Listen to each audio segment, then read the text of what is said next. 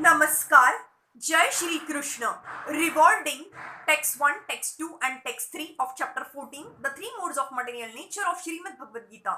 Text 1, Shri Bhagavanuvacha Parama Bhuyah Pravakshami Jnananam Jnanamuttamam Yajajñatva Munayah Sarve Param Siddhi Mito Gatah.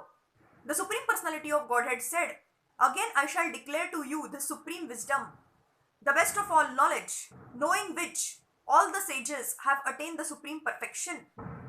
From the 7th chapter to the end of the 12th chapter, Shri Krishna in detail reveals the absolute truth, the Supreme Personality of Godhead. Now the Lord himself is further enlightening Arjun. If one understands this chapter through the process of philosophical speculation, he will come to an understanding of devotional service. In the 13th chapter, it was clearly explained that by humbly developing knowledge, one may possibly be freed from material entanglement. It has also been explained that it is due to association with the modes of nature that the living entity is entangled in this material world. Now in this chapter, the Supreme Personality explains what those modes of nature are, how they act, how they bind, and how they give liberation. The knowledge explained in this chapter is proclaimed by the Supreme Lord to be superior to the knowledge given so far in other chapters. By understanding this knowledge, various great sages attain perfection and transfer to the spiritual world. The Lord now explains the same knowledge in a better way.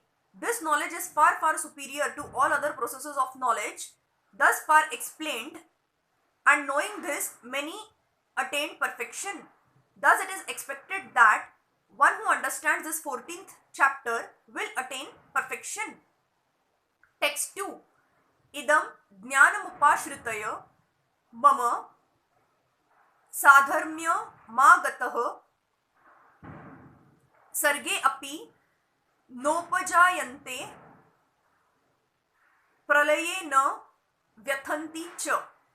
By becoming fixed in this knowledge, one can attain to the transcendental nature like my own. Thus established, one is not born at the time of creation or disturbed at the time of dissolution. After acquiring perfect transcendental knowledge, one acquires qualitative equality with the Supreme Personality of Godhead, becoming free from the repetition of birth and death. One does not, however, lose his identity as an individual soul. It is understood from Vedic literature that the liberated souls who have reached the transcendental planets of the spiritual sky always look to the lotus feet of the Supreme Lord, being engaged in his transcendental loving service. So even after liberation, the devotees do not lose their individual identities. Generally in the material world, whatever knowledge we get is contaminated by the three modes of material nature. Knowledge which is not contaminated by the three modes of nature is called transcendental knowledge. As soon as one is situated in that transcendental knowledge, he is on the same platform as the Supreme Person. Those who have no knowledge of the spiritual sky hold that after being freed from the material activities of the material form, this spiritual identity becomes formless without any variegatedness. However, just as this material world consists of material variegatedness, in the spiritual world there is also variegatedness.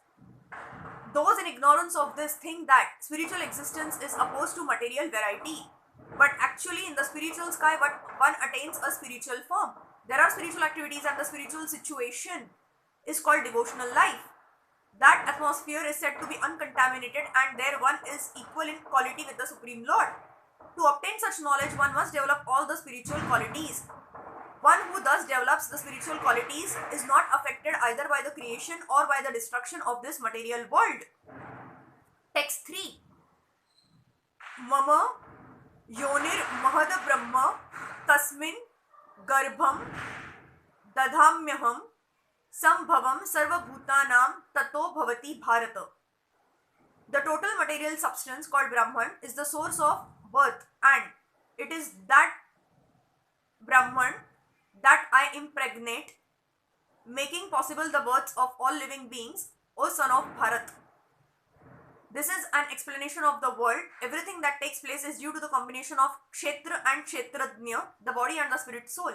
This combination of material nature and the living entity is made possible by the Supreme God himself. The Mahat Tattva is the total cause of the total cosmic manifestation, and that total substance of the material cause, in which there are three modes of nature, is sometimes called Brahman.